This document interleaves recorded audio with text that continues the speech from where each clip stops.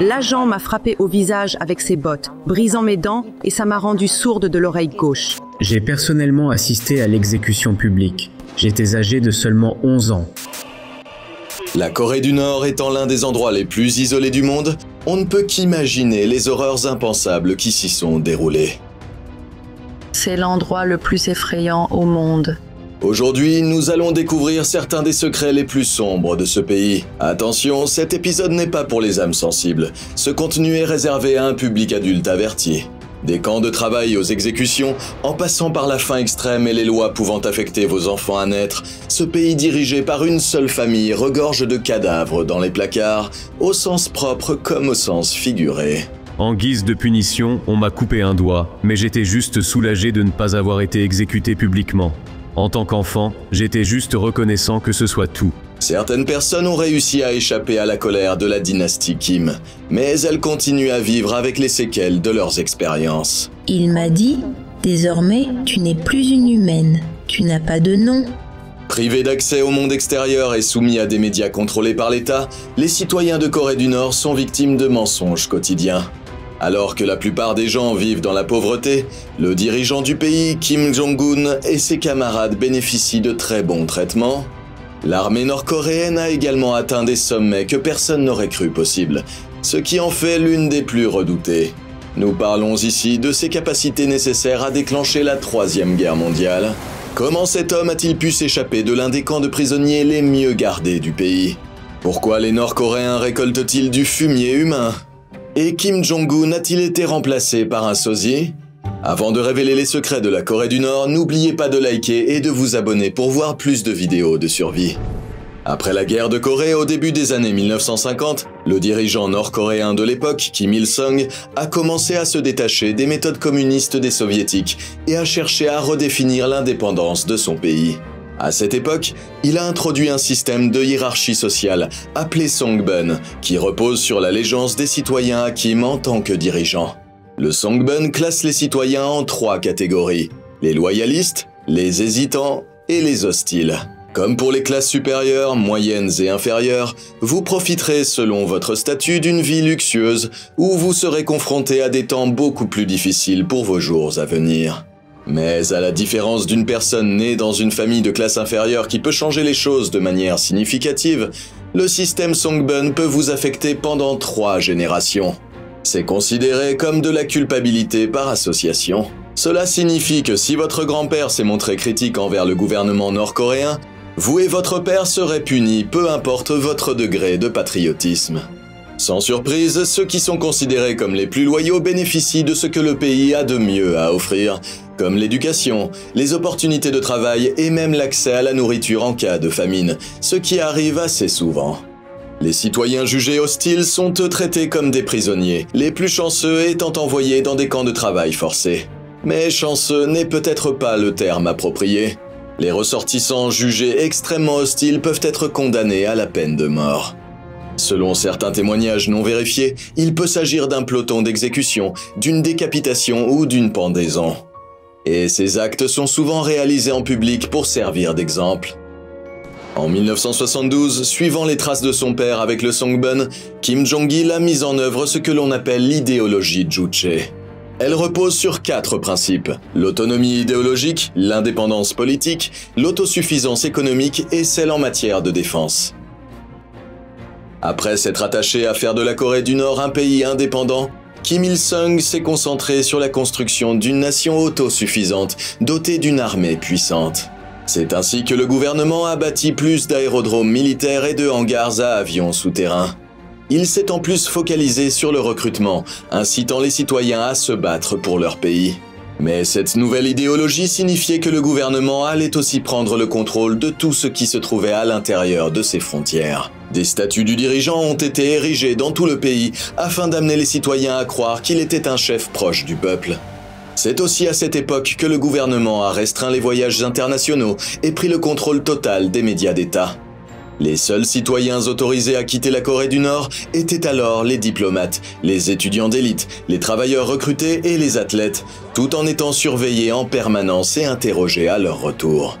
Au fil des années, l'Union soviétique a commencé à s'effondrer et la santé de Kim Il-sung s'est dégradée.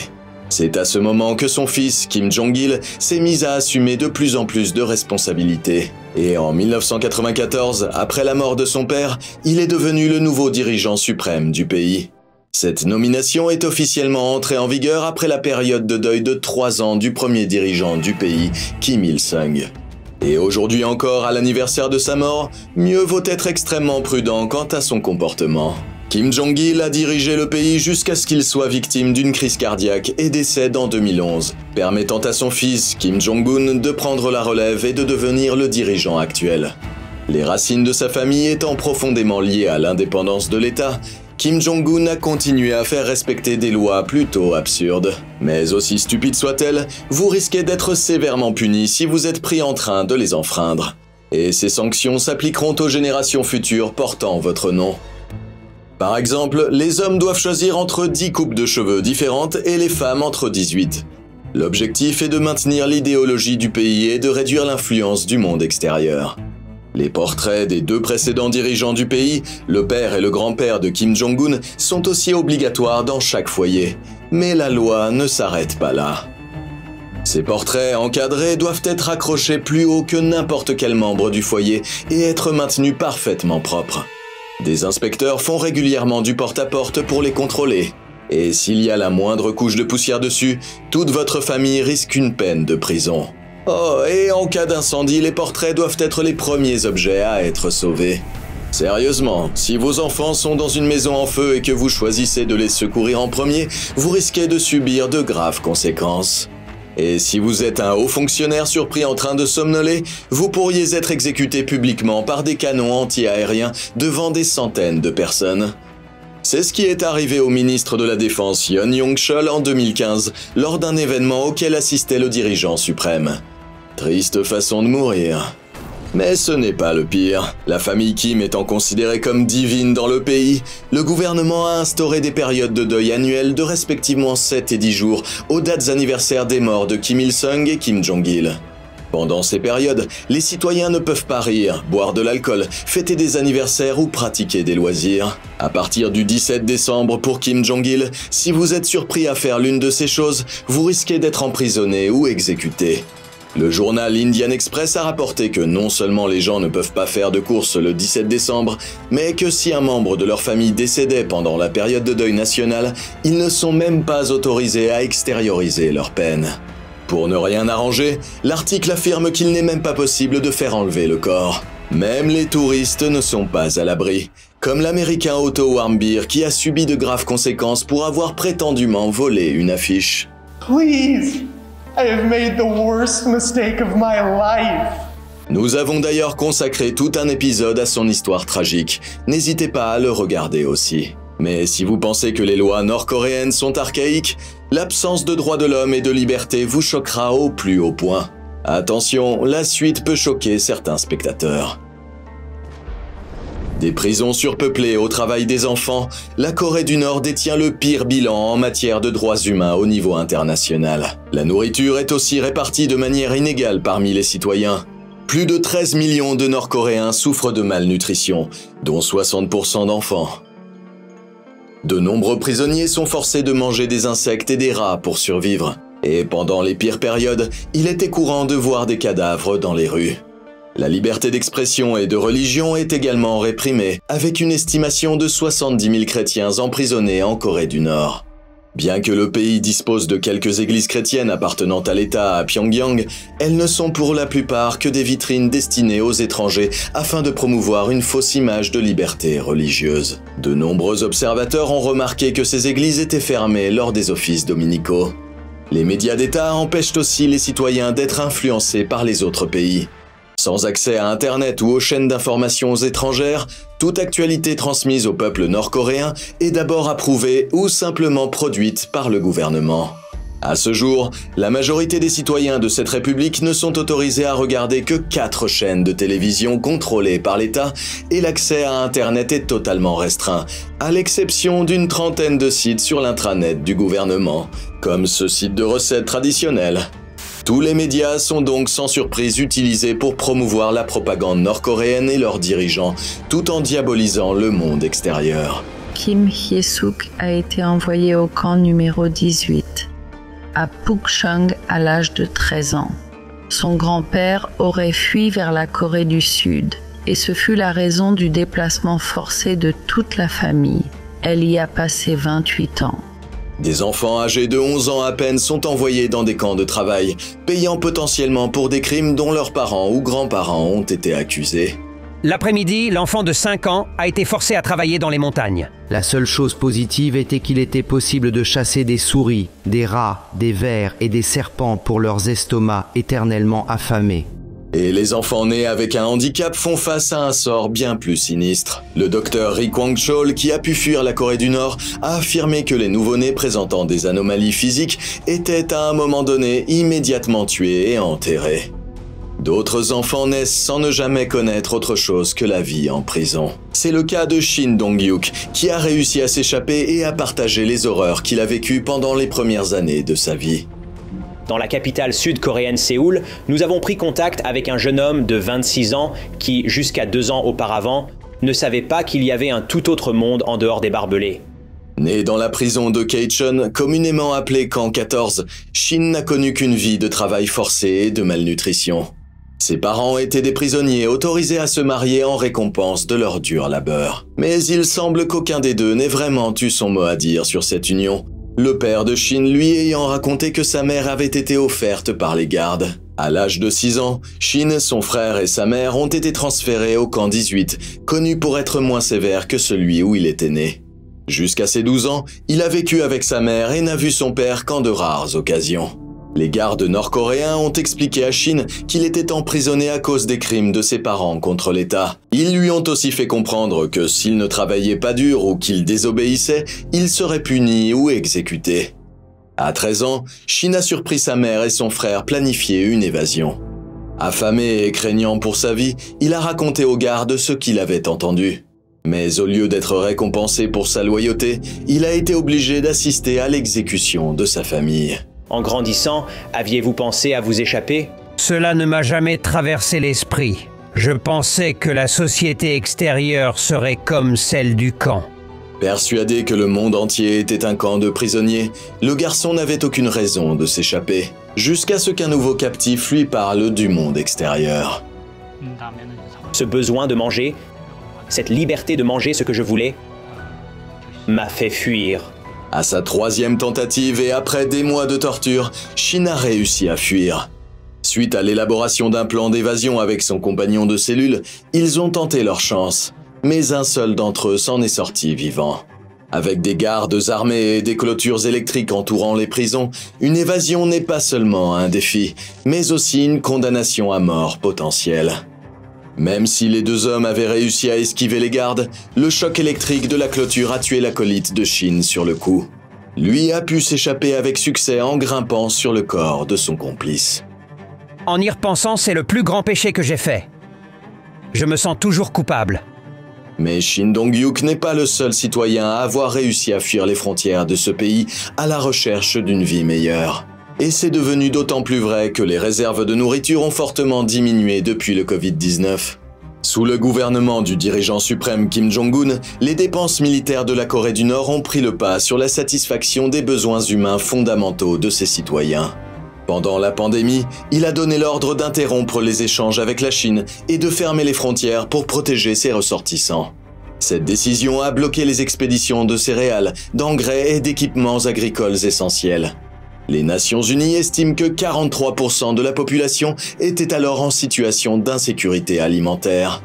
Et le comble, chaque foyer a reçu l'ordre de collecter 10 kilos d'excréments humains séchés pour les utiliser comme engrais. Et ce, pendant l'un des étés les plus chauds du pays. Imaginez la puanteur. À cette même période, une théorie du complot a émergé selon laquelle Kim Jong-un aurait été remplacé par un sosie, car le dirigeant en surpoids a commencé à apparaître en public avec une silhouette bien plus mince. Avec des antécédents familiaux de maladies cardiaques, son père et son grand-père étant tous deux morts d'un infarctus, certains pensaient que le vrai Kim était alité ou même mort. Des rumeurs ont circulé sur la santé de Kim après son opération au cœur le mois dernier. Certaines publications ont même dit qu'il était mort, affirmant que l'homme sur les photos était la doublure de Kim. Mais il s'est avéré que Kim avait simplement opté pour un mode de vie plus sain. Cette information a été confirmée par une agence de renseignement sud-coréenne qui surveille le dirigeant nord-coréen en raison de son caractère imprévisible. Pour l'heure, il semble que Kim Jong-un cherche avant tout à renforcer ses capacités militaires tout en restant proche des pays voisins comme la Russie et la Chine. Avec ce pays procédant régulièrement à des essais de missiles et disposant maintenant d'un arsenal d'une 50aine d'ogives nucléaires, qui sait ce que Kim Jong-un prévoit de faire ensuite ? Alors que les tensions entre le nord et le sud de la Corée ne cessent de croître et que les relations avec les États-Unis se détériorent, espérons que les choses n'empireront pas. Comme une troisième guerre mondiale.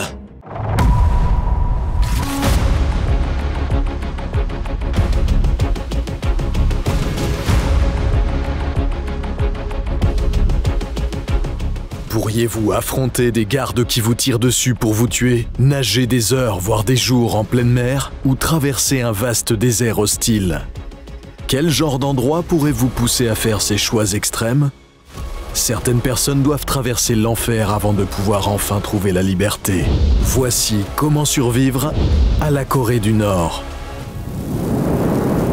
Située en Asie de l'Est et dénombrant environ 25 millions d'habitants, la Corée du Nord est l'un des pays les plus mystérieux au monde. Après la Seconde Guerre mondiale, la Corée a été divisée en deux pays, les États-Unis occupant la Corée du Sud et l'Union soviétique la Corée du Nord. La Corée du Nord est connue pour le culte de la personnalité de ses dirigeants, le développement d'armes nucléaires et son isolement du reste du monde. Les gouvernants nord-coréens interdisent beaucoup de choses, des films étrangers aux jeans skinny en passant par les coupes de cheveux non socialistes comme les mulets. Il est difficile de voyager à l'intérieur du pays sans autorisation et il est presque impossible de le quitter. Aujourd'hui, nous allons voir 3 histoires de personnes qui ont fui la Corée du Nord et ont vécu pour raconter leur périple. Que se passe-t-il si vous vous faites prendre en train de vous échapper? Quelle frontière est l'issue la plus sûre? Et pourquoi vos voisins pourraient-ils être vos pires ennemis? Même si traverser la frontière avec la Corée du Sud peut sembler être le chemin le plus rapide vers la liberté, c'est aussi le plus dangereux. Vous pourriez vous faire tirer dessus en traversant la zone démilitarisée coréenne. Si vous êtes capturé, vous pourriez être torturé ou condamné à la réclusion à perpétuité. Traverser la mer du Japon ou la mer Jaune sera difficile, car il est quasiment impossible de monter à bord d'une embarcation. La frontière nord avec la Chine est la meilleure option pour de nombreux fugitifs, dont les protagonistes de nos 3 histoires. Nous allons commencer par l'histoire numéro 3. Une arrivée clandestine en Chine. Yeon Seo-lee avait 17 ans lorsqu'elle a traversé le fleuve Yalu de la Corée du Nord vers la Chine en 1997. Mais ce pays n'est pas un endroit sûr pour les transfuges nord-coréens. Le gouvernement chinois surveille constamment la frontière nord-coréenne et ses villes voisines. Quelqu'un a dénoncé Yeon Seo alors qu'elle vivait près de la frontière et la police chinoise l'a arrêtée. Mais elle parlait si bien la langue que les officiers ont pensé qu'elle était du pays. Elle a finalement déménagé à Shanghai, a acheté une pièce d'identité chinoise et a menti à tout le monde autour d'elle sur son existence. Après 10 ans en Chine, elle est partie en Corée du Sud pour commencer une nouvelle vie. Mais lorsqu'elle a découvert que sa famille était en difficulté, elle est retournée en Corée du Nord et s'est de nouveau échappée avec sa mère et son frère. Son secret pour survivre était d'apprendre le chinois. Parler les 2 langues locales est très utile lors du passage des frontières. Il est aussi crucial de garder votre identité secrète et d'être très sélectif quant aux personnes à qui vous faites confiance. Histoire numéro 2. La force d'une mère.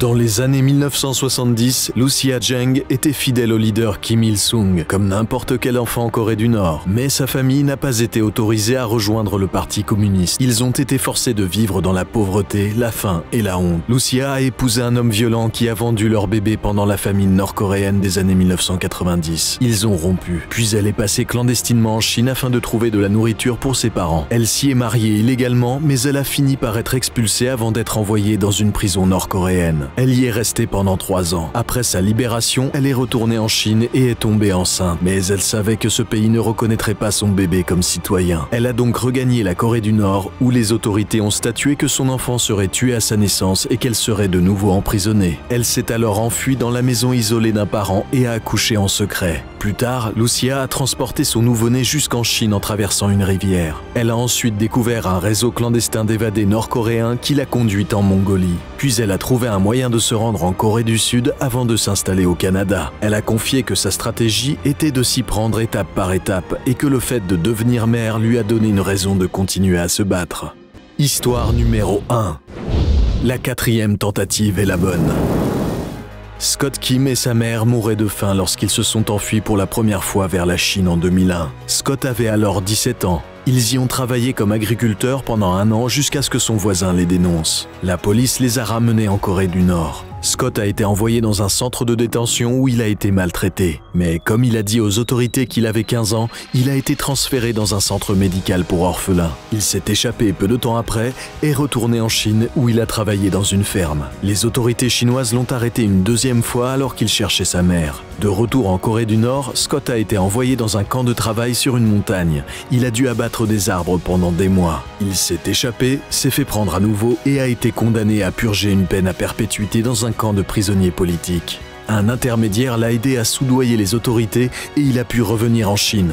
Il a alors travaillé pour payer sa dette aux négociateurs. Mais il est ensuite retourné en Corée du Nord pour s'occuper de sa mère malade. Lorsqu'un intermédiaire lui a proposé de le faire passer clandestinement en Corée du Sud, il a saisi l'occasion et a laissé sa mère derrière lui. Sa mère est morte dans la nuit où il avait décidé de fuir le pays. Il devait choisir entre se rendre à ses funérailles ou poursuivre son périple. Sachant que c'était le souhait de sa mère, Scott a donc continué son exode vers la Corée du Sud.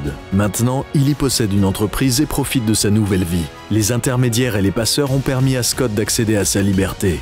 Travailler dur et économiser de l'argent lui ont sauvé la vie. Fuir la Corée du Nord demande beaucoup de force mentale, de détermination et parfois des années de planification. Mais parfois, il n'y a nul besoin d'un dictateur ou de frontières nationales pour être pris au piège de cette façon. Bienvenue dans l'un des pays les plus restrictifs au monde. Gouverné par un dirigeant énigmatique, tyrannique et violent, les citoyens ou touristes de la Corée du Nord peuvent être menacés de prison ou d'exécution pour le moindre faux pas. Aujourd'hui, nous allons compiler les 11 choses du quotidien qui peuvent vous mener en prison ou vous faire exécuter en République populaire démocratique de Corée. Vous ne croirez pas pourquoi un homme a été exécuté par des tirs anti-aériens. Comment survivre présente les pires choses à faire en Corée du Nord. Regardez des films. Tous les films, les séries télévisées ou les musiques étrangères sont strictement interdits.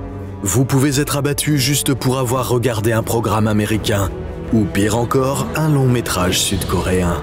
La transfuge Jun Mi-so avait 11 ans lorsqu'elle a vu un homme se faire exécuter en public pour avoir possédé un film dramatique sud-coréen. Et assister à des supplices comme celui-ci est obligatoire. Ne pas le faire serait considéré comme une trahison, et vous pourriez être voué au même sort. Écoutez de la musique. Kim Kum-hyok avait 16 ans lorsque la police a perquisitionné son domicile en 2009 et trouvé des DVD de musique pop sud-coréenne. Il a été détenu et torturé pendant des jours, mais il n'a jamais avoué que c'était son propre père qui lui avait offert ces disques. Son père avait des relations qui lui permettaient de soudoyer les gardiens de prison pour libérer son fils. Quelques années plus tard, Kim a réussi à s'échapper du pays. Dorénavant, les gens partagent des films et des séries sur des clés USB cryptées. Pratiquer une religion. Les livres venant de l'étranger sont interdits, mais il y en a un plus particulièrement dangereux à posséder, la Bible. Se proclamant comme un État athée, la Corée du Nord a interdit toutes les religions. Dans le cas particulier de la Bible, elle est aussi perçue comme un symbole de la culture occidentale. En 2014, l'Américain Jeffrey Fall a été arrêté après avoir laissé une Bible dans les toilettes d'un restaurant. Accusé d'être un missionnaire, il a été inculpé de crimes contre l'État et condamné aux travaux forcés. Après 5 mois d'efforts diplomatiques laborieux, Jeffrey a été libéré, mais ses amis sont restés en détention. Donc si vous pratiquez un culte et que vous vous rendez dans ce pays, n'apportez aucun objet religieux tel qu'un pendentif, des images pieuses et surtout pas une Bible. Portez des jeans. Nous aimons tous les jeans, mais en Corée du Nord, ils sont considérés comme un emblème de la culture américaine. Pour cette raison, ils sont strictement interdits. En 2021, le dictateur Kim Jong-un a également banni les pantalons moulants et les piercings aux lèvres et au nez. Selon lui, ils représentent un mode de vie capitaliste. Alors, si vous voulez visiter ce pays, vous devrez renoncer à votre style. Arborer certaines coiffures. Dans la culture occidentale, les coupes de cheveux sont une forme d'expression. Mais en Corée du Nord, cela ne semble pas être le cas. De nombreux rapports affirment que les hommes n'ont qu'une petite dizaine d'options, alors que les femmes doivent sélectionner l'une de ces 18 coiffures. Quant aux coupes mulets, n'y pensez même pas. Elles ont été prohibées en 2021. Mais attendez, je connais un Nord-Coréen avec une coupe de cheveux un peu folle. Ah oui, c'est lui. Eh bien, visiblement, les dirigeants sont capables de faire une exception pour eux-mêmes. Fumer du cannabis.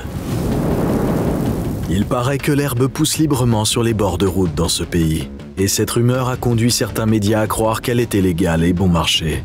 Quelques sites internet ont même prédit que la Corée du Nord pourrait devenir le nouvel Amsterdam. Une prédiction vite démentie.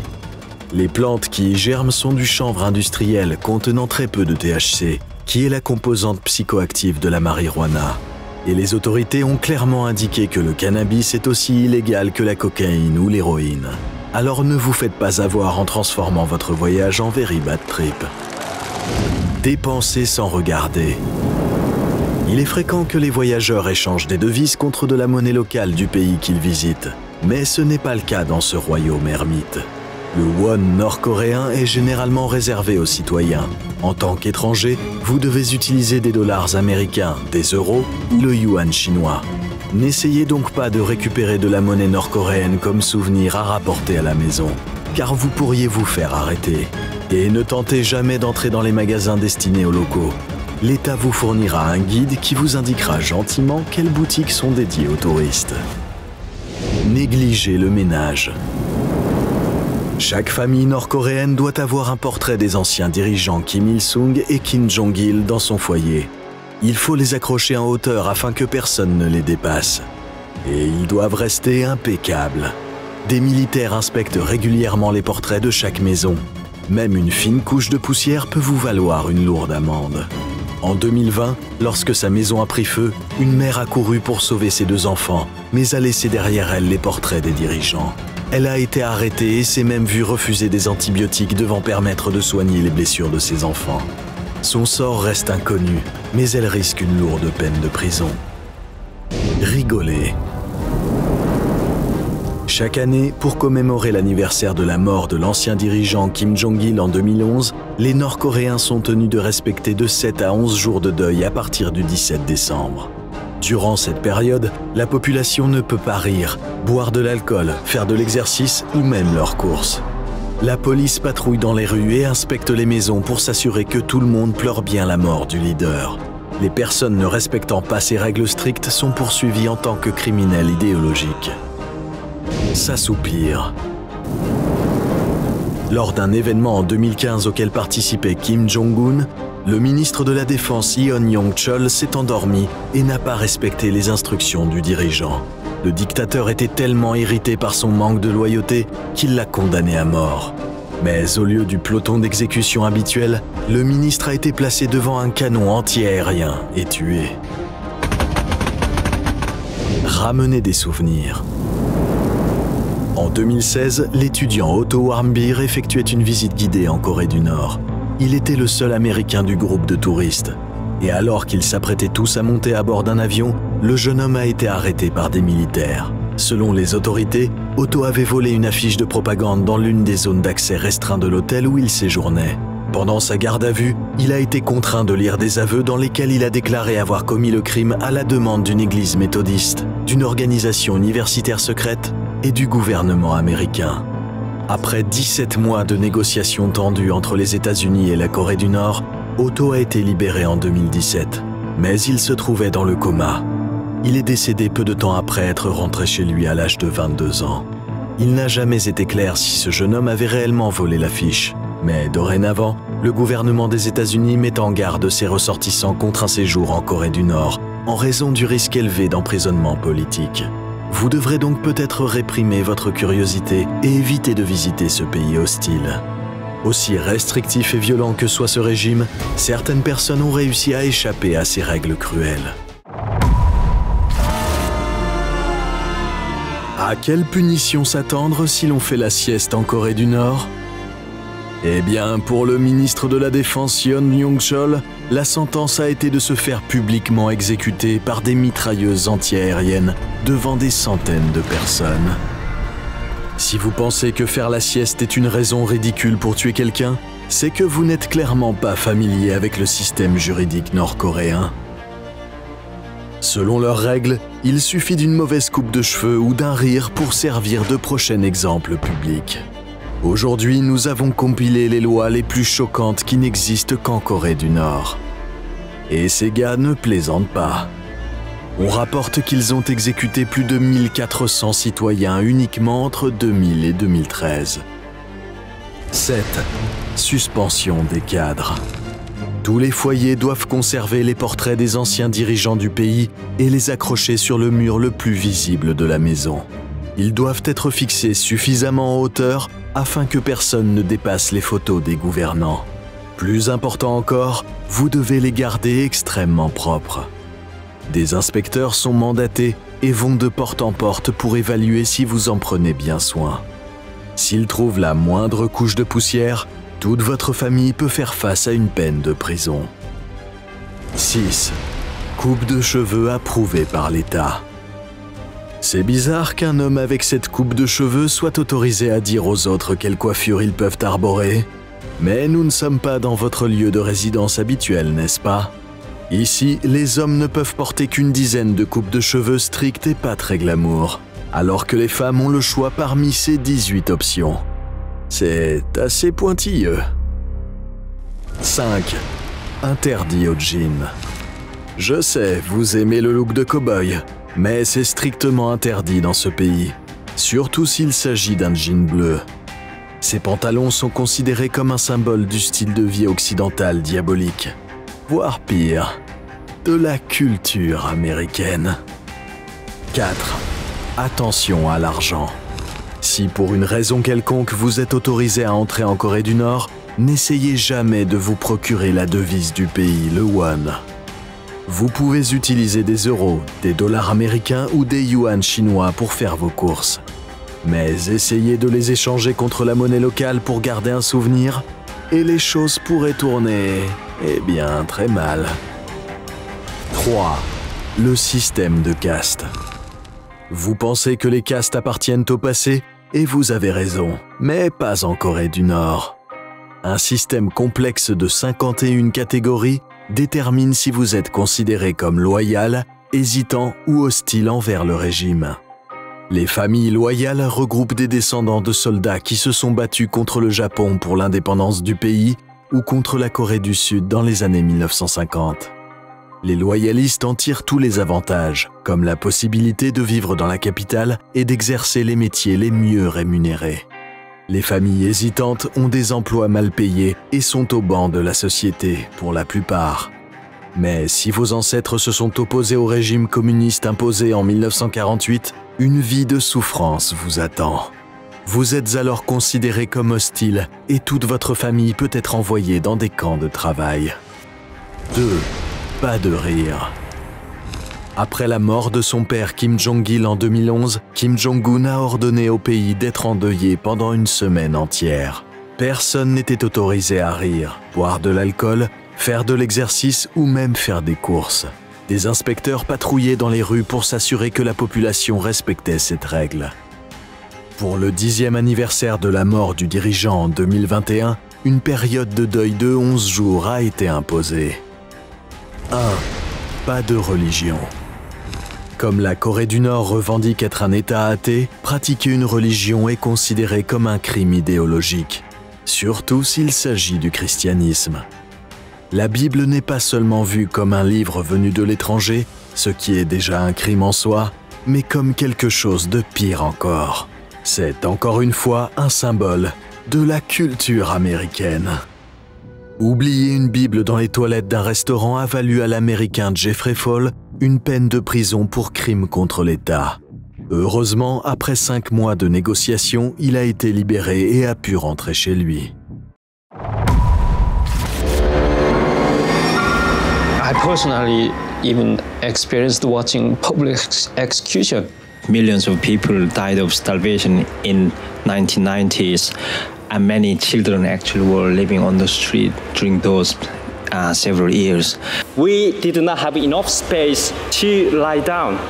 We slept sitting upright leaning on each other's back. Few teenagers watched South Korean drama Squid Game, and 3 of them were executed publicly, 15 and 16-year-olds. I was 17. My survival instinct told me I need to escape. Imaginez que vous ayez 11 ans, que vous vous retrouviez convoqué sur la place publique avec tous les autres enfants de votre quartier et que vous soyez obligé de regarder un homme attaché à un poteau. Un peloton d'exécution s'avance, fusil levé. La première balle transperce les yeux du prisonnier. La foule hurle, mais vous ne pouvez pas détourner le regard.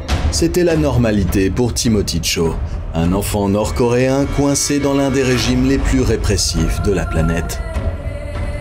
Il n'a pas seulement vu l'horreur, il l'a vécu.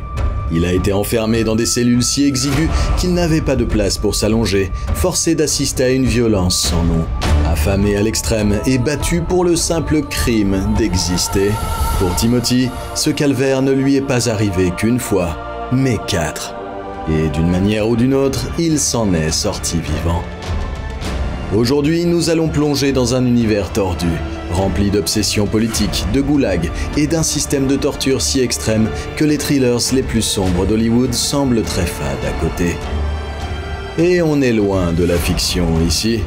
Chaque fait a été vérifié, chaque détail sinistre repose sur des témoignages de survivants et des rapports sur les droits de l'homme. Préparez-vous à un récit qui tient à la fois du polar d'espionnage, de l'épopée de survie et surtout du 100% réel. Comment un adolescent terrifié a-t-il pu franchir 2 fois l'une des frontières les plus militarisées du monde? Comment une simple photo prise par un étudiant a-t-elle déclenché un tollé international qui a sauvé Timothy d'une mort certaine? Et plus choquant encore, comment un gangster sud-coréen redouté a-t-il pu aider Timothy à échapper définitivement à l'exécution? Timothy Cho est né de parents qui étaient tous deux professeurs de lycée, un statut plutôt respectable en Corée du Nord. En grandissant, il voyait la famille Kim comme des figures quasi divines. I loved them. I thought they were God, because I was brainwashed, and I didn't know. Ce genre d'endoctrinement commence dès l'enfance.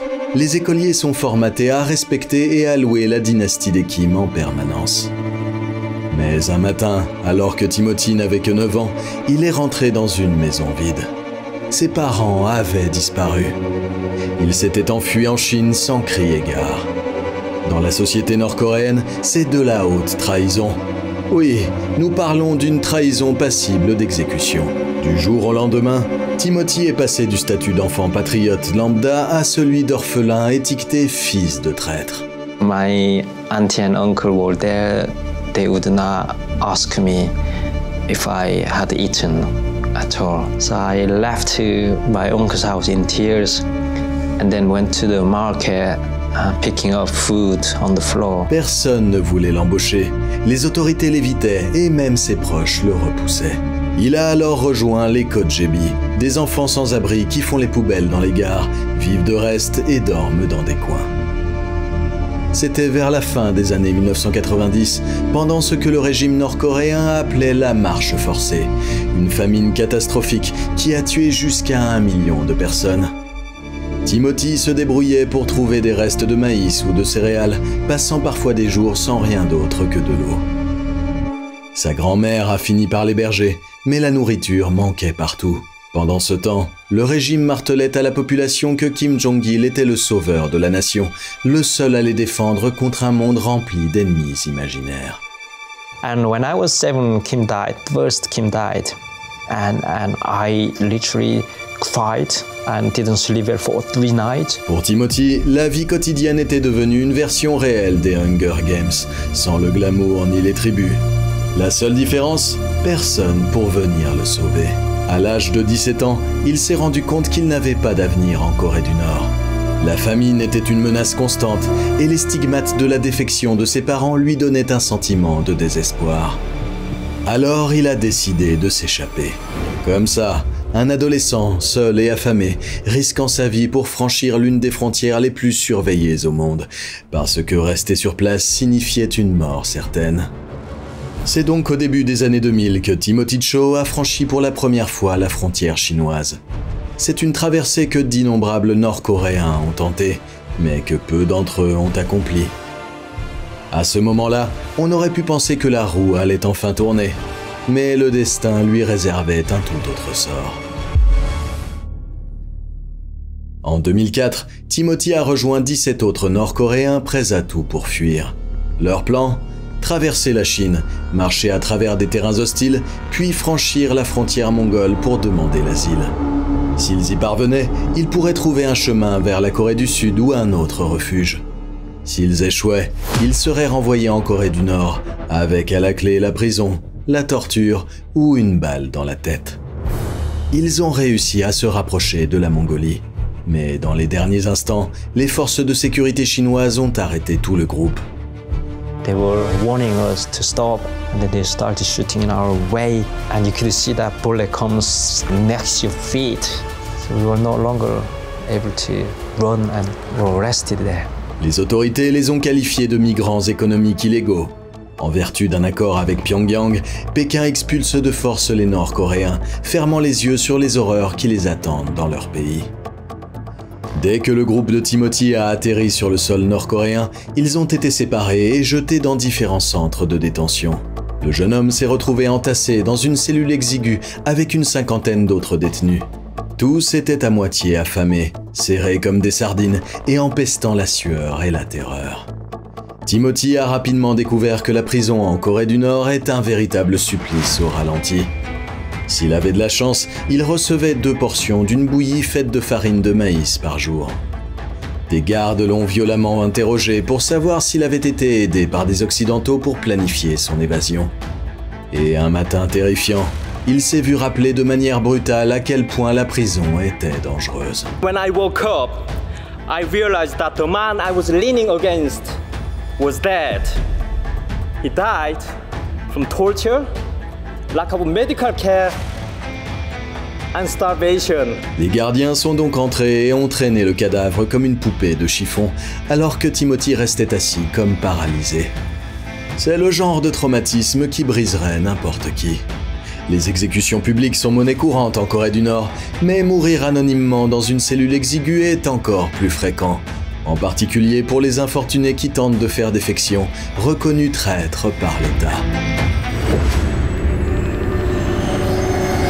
Mais avant de voir la prochaine tentative d'évasion de Timothy, parlons de l'endroit où il a failli périr, le système carcéral nord-coréen. Vous avez probablement entendu parler des goulags soviétiques lors de vos cours d'histoire au lycée. Eh bien, la version nord-coréenne est toujours bien réelle. Il s'agit d'un sinistre réseau de camps de travail, de centres d'interrogatoire et d'installations secrètes. Les Nations Unies les qualifient de crimes contre l'humanité. Amnesty International les a comparés aux horreurs de l'ère nazie. Et nous ne parlons pas d'un scénario dépassé des années 1950. Ça se passe en ce moment même. Selon Amnesty International, entre 80 000 et 120 000 Nord-Coréens seraient actuellement enfermés dans des camps de travail. Certains sont des enfants, aussi jeunes que Timothy à l'époque dans ces installations. Les détenus sont systématiquement affamés et soumis à des souffrances inimaginables. Oui, les enfants aussi. C'est plus que brutal. Beaucoup ne reverront jamais le monde extérieur. Des exécutions publiques ont lieu pour des délits insignifiants, comme essayer de regarder la télévision étrangère ou écouter de la K-pop. Vous avez bien entendu. Si vous êtes arrêté avec une playlist de K-pop sur votre téléphone, vous risquez la mort. C'est dire à quel point ce système est fou. L'ancien prisonnier Shin Dong-hyuk a raconté avoir assisté à l'exécution de sa propre mère. Un autre transfuge, Kim Kwang-il, a dessiné des images montrant comment les gardiens forçaient les captifs à subir la torture du pigeon. Ils avaient les bras attachés derrière le dos, étaient suspendus au plafond et ne pouvaient ni se lever ni s'asseoir. S'ils s'évanouissaient, ils étaient fouettés jusqu'à ce qu'ils reprennent connaissance. Il a aussi décrit la torture de la pompe, qui consiste à forcer les détenus à faire des squats ou des sauts de manière répétée jusqu'à ce que leurs jambes lâchent, pour ensuite les frapper jusqu'à ce qu'ils se remettent en mouvement. Il y a aussi la position de la moto ou de la voiture, où les victimes doivent s'accroupir avec les bras tendus comme pour tenir un guidon, subissant à nouveau des coups chaque fois qu'elles glissent. Les rations alimentaires sont scandaleusement basses. Les prisonniers ont tellement faim qu'ils mangent des rats, des grenouilles et des serpents vivants pour survivre. Et ne parlons même pas du travail forcé. Certains détenus passent 16 heures par jour à effectuer des travaux éreintants. D'autres sont affectés à des mines si instables que les effondrements sont pratiquement inévitables. You literally have to crawl inside and digging coals out, and often mines collapsed, and many young lads, boys and girls, are killed or even losing their arms and legs. Être témoin de telles horreurs suffit à briser n'importe qui. Mais pour Timothy, ça n'a fait que raviver sa détermination à s'enfuir à nouveau. Alors comment Timothy a-t-il survécu? Certains diraient par pur miracle. Ou peut-être parce qu'il était encore mineur. Après avoir été battu pendant des mois et avoir frôlé la famine, il a été libéré contre toute attente. Ce qui en soi est extrêmement rare. I was lucky, very a miracle. And when I was released from this prison cell, I could walk. Bien que brisé physiquement et mentalement, il est retourné chez sa grand-mère, sous la surveillance des autorités locales, et a prié pour ne pas être de nouveau arrêté. Mais si vous pensez que cette situation allait le dissuader de chercher la liberté une fois de plus, vous vous trompez. Timothy se remettait à peine de son traumatisme et vivait sous une probation stricte. Incapable de supporter la terreur permanente de cette surveillance, il a rapidement élaboré un autre plan audacieux pour s'échapper. Son deuxième itinéraire d'évasion allait être radicalement différent. Au lieu de marcher jusqu'en Mongolie, il passerait par la Chine, se rendrait à Shanghai et essaierait de trouver refuge dans une institution étrangère, comme une ambassade ou une école internationale. Cela pourrait forcer les autorités chinoises à une impasse diplomatique et empêcher son renvoi vers la Corée du Nord. C'était son ultime tentative désespérée. En 2006, Timothy a donc de nouveau traversé le fleuve Tumen pour entrer en Chine. Cette frontière est gardée par des barbelés, des clôtures électriques et des miradors. Il a réussi à se faufiler avec un petit groupe de réfugiés en falsifiant des pièces d'identité pour avancer plus loin dans le territoire chinois. Sous la menace constante d'une arrestation, ils ont parcouru plus de 2000 km en bus et en train jusqu'à atteindre enfin Shanghai. C'est l'une des plus grandes villes du monde, une jungle de néons qui a dû leur donner l'impression d'être sur une autre planète en comparaison avec l'obscurité de la Corée du Nord. En 2007, Timothy et 8 autres réfugiés ont finalement réussi à entrer à l'école américaine de Shanghai, espérant que ce serait comme fouler le sol américain. Un chemin vers la liberté. We climbed up. The fence of the American school was quite high. We climbed up and we went inside school. We had the paper. We are North Korean refugees. Please help us. And we thought we were successful. En l'espace d'un instant, l'adrénaline est montée en flèche. Peut-être que ça y était. Peut-être qu'il venait de vaincre le système. Mais les administrateurs de l'établissement, pris au dépourvu, ont appelé la police chinoise. En quelques minutes, des dizaines d'agents ont fait irruption dans l'école. Ils ont plaqué Timothy au sol, matraques à la main, sous les yeux des élèves horrifiés. Une adolescente a déclaré qu'elle n'oublierait jamais ce spectacle de personnes désespérées, traînées comme des criminels. Timothy s'est retrouvé jeté dans la prison internationale de Shanghai pour les détenus étrangers. Paralysé par la terreur, il a pensé que c'était la fin. Car être expulsé une seconde fois vers la Corée du Nord était pratiquement une condamnation à mort garantie. C'est donc dans cette cellule qu'il a tenté de mettre fin à ses jours. Il a avalé la réserve de somnifères qu'il avait secrètement cachée dans ses vêtements, convaincu que c'était sa seule issue. Mais le destin en avait décidé autrement. Il s'est réveillé, désorienté mais vivant, dans la même cellule misérable. Ce n'était pas vraiment le salut qu'il espérait, mais les choses ont pris une tournure inattendue. L'un de ses codétenus était un ex-gangster sud-coréen qui avait trouvé la foi. Cet ami improbable a offert à Timothy une Bible et s'est mis à prier pour lui, l'encourageant à tenir bon. Pendant ce temps, à l'extérieur des murs de la prison, l'histoire des 9 de Shanghai s'était répandue comme une traînée de poudre. Des élèves de l'école américaine de Shanghai avaient transmis à un journaliste des photos de l'arrestation du groupe. Et cette pression a fonctionné. Après des semaines d'indignation mondiale, le gouvernement chinois a pris une décision très inhabituelle. Au lieu de renvoyer le jeune homme et les autres dans leur pays, ils les ont déportés aux Philippines. De là, la Corée du Sud et probablement l'Agence des Nations Unies pour les réfugiés sont intervenus. Le jour où Timothy est monté à bord d'un avion pour quitter la Chine, il ne pouvait pas en croire ses yeux. Il avait échappé 2 fois à la mort. When I left the prison cell, one of the prisoners said, We are seeing a miracle happen in front of our eyes. Enfin libéré, il a voyagé de Manille à Séoul, puis vers le Royaume-Uni. Même s'il avait déjà eu un aperçu de la vie moderne à Shanghai, marcher de nouveau dans des rues bordées de gratte-ciels étincelants, voir des magasins remplis de nourriture et accéder à un internet non censuré l'ont émerveillé une nouvelle fois. C'était un contraste saisissant avec l'obscurité étouffante qu'il avait connue dans son pays. En 2023, la Corée du Nord était classée 2e pays le plus répressif au monde en matière de liberté de la presse.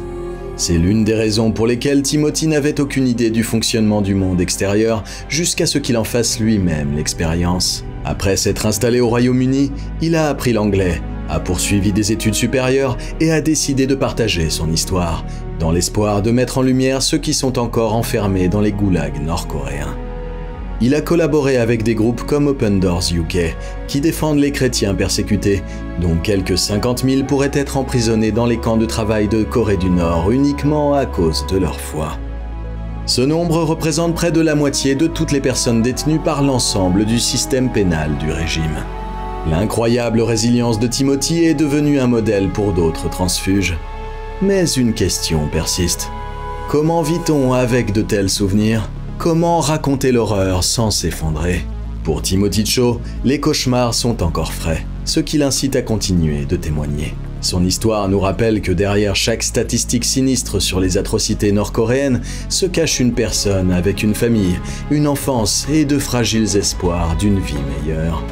Aujourd'hui, Timothy est un fervent activiste qui partage son expérience dans les écoles, les médias et les forums internationaux. Vous vous demandez peut-être quelle différence peut faire une seule personne? Eh bien, rappelez-vous ça. Une prise de conscience générale peut sauver des vies. Dans le cas de Timothy, les photos de ses mauvais traitements ont déclenché un tollé international et changé son destin. Plus de 33 000 Nord-Coréens se sont enfuis en Corée du Sud depuis la fin des années 1990. Nombre d'entre eux ont subi des épreuves aussi brutales, voire pires que celles de Timothy. Pourtant, chacune de ces histoires nous rappelle les innombrables personnes toujours piégées derrière les barbelés. Son parcours est à la fois un avertissement et une source d'inspiration, en nous montrant ce qu'une tyrannie incontrôlée peut produire et comment la résilience humaine peut s'y opposer. I entirely beg you, people and government of the DPR Korea, for your forgiveness. Please. I have made the worst mistake of my life.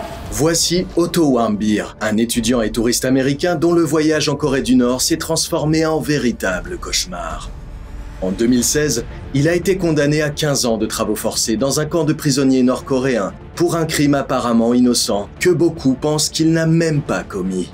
Après sa condamnation, toute communication avec le monde extérieur a été coupée. Alors que les tensions entre la Corée du Nord et les États-Unis ne cessaient de croître, Otto aurait été utilisé comme monnaie d'échange. Les États-Unis ont réussi à obtenir le retour d'Otto après sa détention en Corée du Nord pendant plus d'1 an. Mais à son retour, il n'était plus du tout le même. He was put in a brain-dead condition from torture. It was horrendous. Selon ses parents, ses bras et ses jambes étaient totalement déformés. Et on aurait dit que quelqu'un avait pris une pince et réarrangé ses dents du bas. Malheureusement, Otto est mort moins d'1 semaine après avoir été rendu à sa famille. La Corée du Nord a refusé d'assumer la responsabilité de la mort d'Otto, qu'elle a imputée à une grave réaction à un somnifère. Mais les États-Unis ont répliqué, affirmant que la mort d'Otto avait été causée par des coups et de la torture infligée par le gouvernement nord-coréen. Nous allons nous pencher sur ce qu'il aurait fait. Mais compte tenu de l'histoire des violations des droits de l'homme en Corée du Nord, il n'est pas surprenant qu'il ait été si maltraité. Ceux qui ont survécu au système carcéral nord-coréen ont affirmé que les gardiens battaient, torturaient et affamaient même les détenus, si bien que certains d'entre eux cherchaient des insectes pour survivre. It's the scariest place in the world. La Corée du Nord est également connue pour faire travailler des enfants, et dans des cas extrêmes, leur infliger la peine de mort. Contrôlé par le chef suprême Kim Jong-un, le pays est considéré comme une dictature totalitaire qui affiche le pire bilan du monde en matière de droits de l'homme. Qu'est-il réellement arrivé à Otto pendant son séjour en Corée du Nord? Pourquoi a-t-il été utilisé comme un pion politique? Et la Corée du Nord est-elle vraiment responsable de sa mort? Hello everyone. When I was told that I'd have the honor of speaking at graduation, my first instinct was to find some key words. Otto Warmbier était un jeune homme de 22 ans promis à un bel avenir. Il était aventureux, travailleur et athlétique. Il a obtenu son bac au lycée du Wyoming en 2013, avec la deuxième meilleure moyenne parmi ses camarades de classe. Il a obtenu une bourse pour l'Université de Virginie, où il a étudié le commerce, l'économie et le développement durable. Otto avait l'intention de devenir banquier, mais il voulait voyager une dernière fois avant de s'enliser dans d'innombrables heures de travail. L'exploration des pays étrangers n'était pas nouveau pour Otto. Il était fasciné par leurs différences culturelles. Il s'était déjà rendu en Israël, à Cuba, en Équateur et dans certaines régions d'Europe. Début 2016, il s'apprêtait à étudier à l'étranger à Hong Kong pour son dernier semestre, avant de rentrer dans son pays pour obtenir son diplôme en mai. Alors, en route pour la Chine, il a décidé de visiter la Corée du Nord avec Young Pioneer Tours, une agence de voyage économique qui se spécialise dans la visite d'endroits où les touristes n'iraient pas normalement. Leur slogan dit même « Des destinations que votre mère préférerait vous voir éviter ». À l'époque, les États-Unis avaient émis un avis de voyage déconseillant fortement à leurs citoyens de se rendre en Corée du Nord. Pourtant, le groupe touristique a affirmé que le voyage était sans danger, même pour les citoyens américains. Pour Otto, c'était une évidence. Il s'est inscrit à un voyage de 5 jours et 4 nuits pour fêter le Nouvel An. Les choses ont commencé de manière légère pour Otto et ses compagnons de voyage. Il n'y a pas eu de problème. Enfin, à l'exception d'une remarque désinvolte. Les nouveaux amis d'Otto lui ont donné le surnom d'ennemi impérial pour se moquer de sa citoyenneté américaine. Il était l'un des 2 seuls Américains du voyage, qui comprenait également des Canadiens, des Australiens et des Européens. Le groupe de nouveaux amis s'est pris finalement d'affection les uns pour les autres. Il s'agit de la dernière séquence connue d'Otto avant qu'il ne connaisse les pires horreurs de sa vie. Plus tard dans la journée, ils ont fêté le Nouvel An dans un bar avant de rejoindre des milliers de Nord-Coréens sur la place principale de Pyongyang. Les touristes sont retournés à leur hôtel, certains choisissant de continuer à boire, tandis que Danny Gratton, le colocataire d'Otto pour la durée du voyage, a décidé d'aller faire un tour au bowling de l'hôtel. Dans l'ensemble, ce fut un réveillon réussi. Le 2 janvier 2016, les membres du groupe sont prêts à rentrer chez eux. Ils franchissent les contrôles de sécurité, Otto et son colocataire Danny étant les 2 derniers à faire la queue. Alors qu'ils attendaient l'autorisation d'embarquer, 2 soldats ont escorté Otto dans une autre salle. He simply had a tap on the shoulder, 2 guards took him away, and I sort of laughingly said to him, well, that's the last we'll ever see of you, and because we got on so well, Otto turned around and just chuckled at me. Danny a expliqué. Il y a beaucoup d'ironie dans ces mots. Mais pourquoi Otto a-t-il été détenu? Looking back, I definitely think that there was a plan, and he was a part of it. Alors que l'avion était sur le point de quitter le terminal, sans Otto à bord, un fonctionnaire a annoncé qu'il avait été emmené à l'hôpital parce qu'il était très malade. 2 mois après sa détention, les raisons de son arrestation ont enfin été révélées. North Korea accused Otto of trying to steal a propaganda poster from a restricted area at his hotel. Le 29 février 2016, lors d'une conférence de presse enregistrée, Otto a calmement avoué son crime. On le voit directement lire une déclaration préparée à l'avance. De nombreuses personnes, dont ses parents, sont convaincus qu'il a été contraint d'avouer.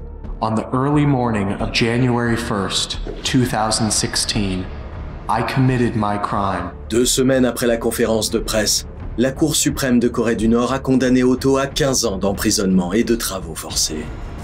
Et là, vous êtes en train de vous dire, 15 ans de prison pour avoir volé une affiche? Cela semble un peu dur. Mais en Corée du Nord, endommager ou voler tout ce qui mentionne ou montre le dirigeant nord-coréen est considéré comme un crime grave. Pourtant, au fur et à mesure que les informations concernant cette nuit-là étaient révélées, les faits ne se corroboraient pas. L'histoire d'Otto commençait à ressembler davantage à une manœuvre calculée du gouvernement nord-coréen qu'à une erreur commise par un touriste en état d'ébriété. D'une part, la vidéo montre une silhouette obscure en train de décoller une affiche vers 2 heures du matin. Il n'y a aucun moyen de confirmer s'il s'agit d'un homme ou d'une femme. D'autre part, le moment choisi n'était pas le bon. Otto était avec ses compagnons de tournée pour fêter le nouvel an. Were you even back at the hotel then? No, the time didn't match up at all. I remember getting back to the hotel somewhere around 3 a.m. Not at all before 2 a.m. Les aveux d'Otto lors de la conférence de presse n'avaient pas non plus de sens. Lus à partir d'un script, ces déclarations semblent avoir été faites sous la contrainte, comme s'il espérait être gracié. Il a déclaré avoir enfilé ses bottes les plus silencieuses, les meilleures pour se faufiler et voler l'affiche. Il a également affirmé que c'était à la demande de l'église méthodiste et de la société secrète Z de son université qui avaient toutes deux des liens avec la CIA. Il a déclaré que tout cela avait pour but de ramener un trophée à la maison pour nuire à l'éthique du travail et à la motivation du peuple coréen. Oui, tout ça est assez suspect. Bien entendu, l'église et la Z Society ont nié ces affirmations scandaleuses. En plus de ça, Otto était juif et n'était pas affilié à l'église. I never should have allowed myself to be allured by the United States administration to commit a crime in this country. Otto a-t-il vraiment été piégé?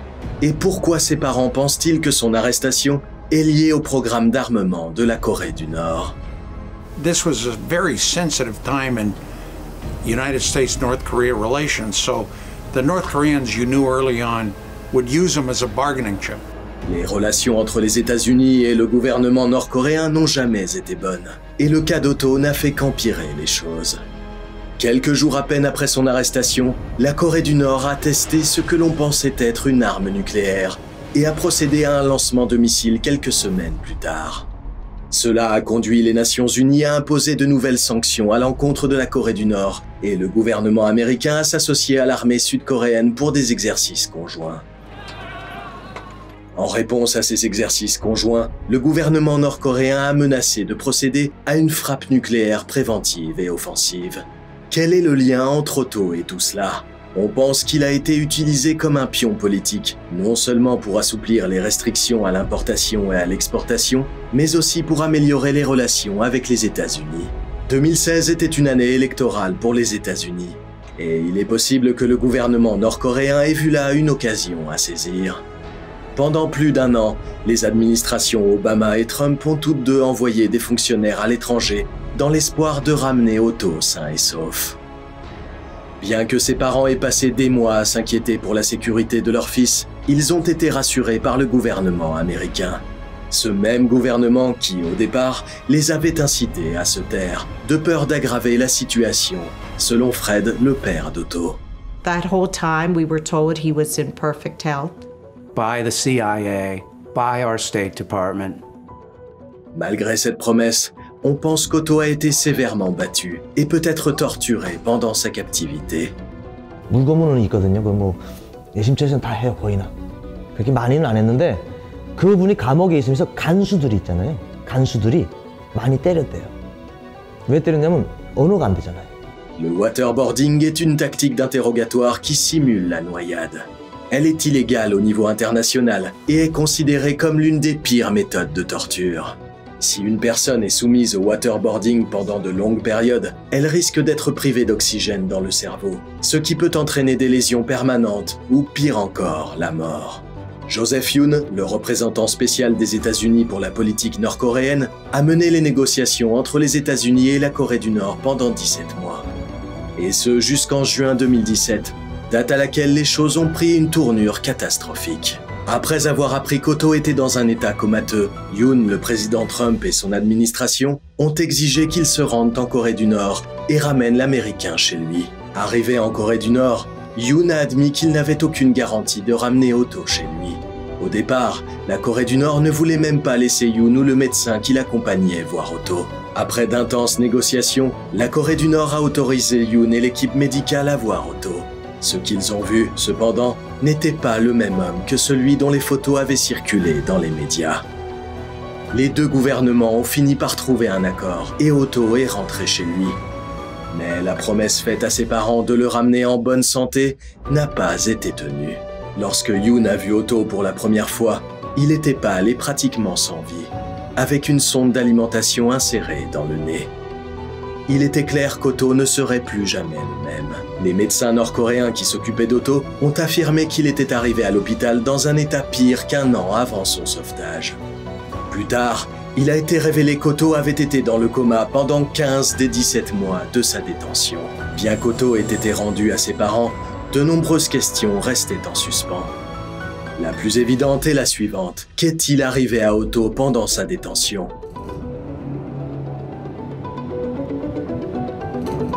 La Corée du Nord a affirmé qu'il était tombé dans le coma à cause du botulisme, après avoir réagi à un somnifère. Les États-Unis, quant à eux, ont affirmé que ce coma était dû à de violents passages à tabac, infligés par les gardiens nord-coréens. De retour chez lui, Otto était dans un état végétatif.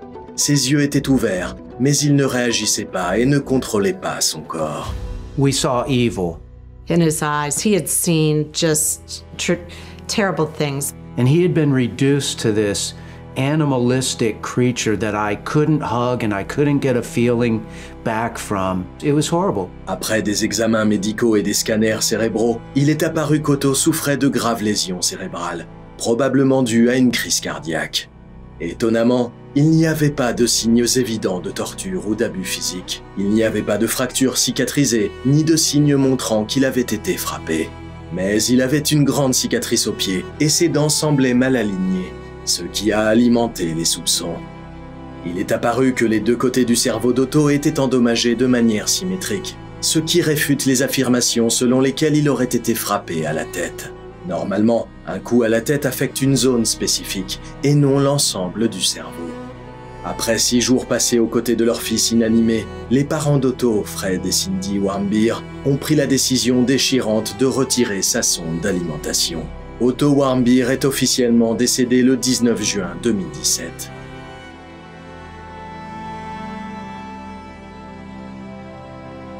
Les parents d'Otto ont poursuivi la Corée du Nord en justice et ont obtenu gain de cause après que le pays a refusé de contester leurs revendications. Ils ont reçu 501 millions de dollars de dommages et intérêts. Il s'agit toutefois d'une victoire plus symbolique qu'autre chose, car la Corée du Nord a refusé de leur remettre l'argent. Le juge chargé de l'affaire a déclaré que la Corée du Nord était responsable de la torture, de la prise d'otages, de l'exécution extrajudiciaire d'Otto Warmbier et des blessures psychologiques infligées à sa mère et à son père.